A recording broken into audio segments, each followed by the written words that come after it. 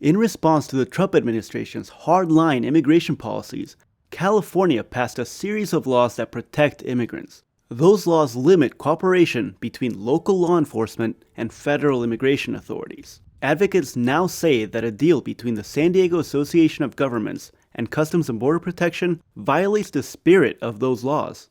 In June, CBP renewed a contract worth $131,000 that grants them access to the ARGIS criminal database.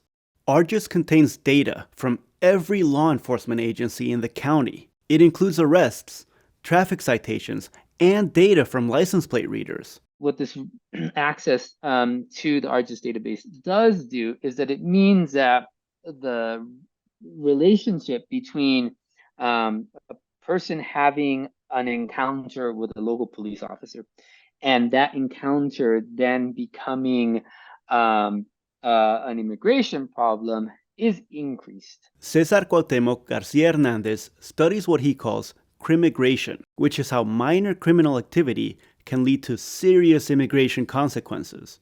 He says sharing this data with CBP puts immigrants at risk of being deported for something as minor as driving with an expired registration. To be clear, SANDAG isn't breaking any laws by sharing this data. But Garcia Hernandez says local leaders need to think beyond just the letter of the law. For the perspective of elected officials, they have to think about what the message is that sends, because the ARGIS database is not limited to severe crimes. It's not limited to one kind of crime or another. It's a real very wide range of encounters with criminal law enforcement agencies. Another concern with this arrangement is lack of oversight. Erin Tsurumoto Grassi is policy director with Alliance San Diego. She says CBP has proven in the past that it can't be trusted. There's a long history of abuse, of impunity, not speaking necessarily just to databases, but in general. And so I think that's something that has to be really considered.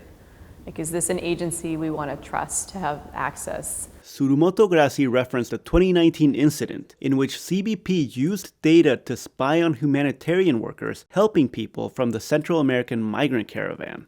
CBP did not respond to a request for comment. We have to have a clear understanding of what are the guardrails, right? What are the guardrails that are preventing them from accessing data outside of what they're allowed to access. Dave Moss is the Director of Investigations with the Electronic Frontier Foundation.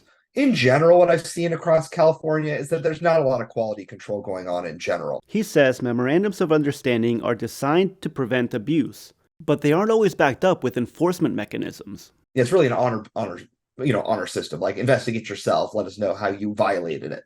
And so it's not a particularly robust system. ARGIS Director Anthony Ray and SANDAG Chairwoman Nora Vargas declined interview requests. Records show CBP has been getting ARGIS data since at least 2006. SANDAG did respond to questions in writing. In 2019, SANDAG updated its ARGIS policies to reflect state laws that limit cooperation between federal and local law enforcement. This included deleting search terms like undocumented. It also now requires users to enter a valid reason for each search, and it put in a disclaimer telling users not to access non-criminal data for immigration enforcement. Still, there are general concerns about the lack of enforcement tools. Even if they've agreed to do one thing, you can't always trust them to stick to the rules. This November 2021 exchange between former San Diego Sheriff Bill Gore and County Supervisor Tara Lawson-Remer illustrates the limits of local oversight. During a community forum, Lawson-Remer asked whether the Sheriff's Department can be certain that they're catching other agencies breaking the rules. But how would we find out? I mean, right? Like, how would we? Sometimes you might not. If somebody picks up the phone and makes a call to somebody, I don't know how you're going to find that out.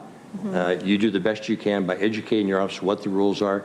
If you do find out, you handle that misconduct through an investigation, appropriate disciplinary action. But I can't sit here and say and guarantee it's never happened.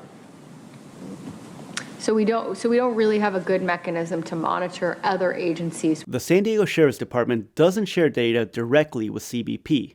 However, the department does share it with ARGIS. And ARGIS, they're sharing it with CBP. Tsurumoto Grassi says indirect sharing is just as problematic. We would argue in general, right, that This entanglement, right, collusion between local law enforcement and federal immigration agencies across the board is going to lead to lack of community trust, which makes all of us less safe. Gustavo Solis, KPBS News.